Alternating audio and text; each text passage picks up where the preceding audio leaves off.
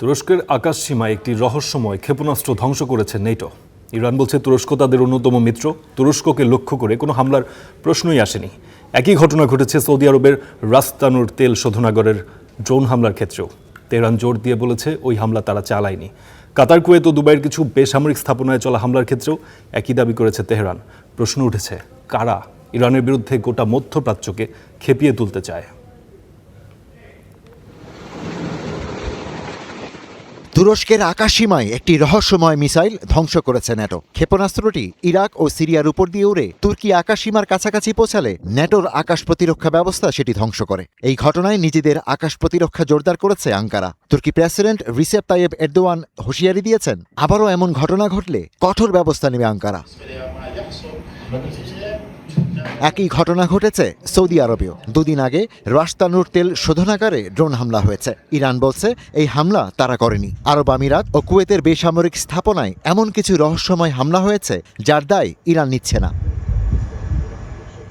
এসব হামলার উদ্দেশ্য হল গোটা মধ্যপ্রাচ্যকে ইরানের বিরুদ্ধে খেপিয়ে তোলা, যাতে মধ্যপ্রাচ্যের দেশগুলো একযোগে ইরানের বিরুদ্ধে যুদ্ধ ঘোষণা করে। প্রশ্ন উঠেছে, রহস্যময় এই হামলাগুলো তাহলে কারা চালাচ্ছে?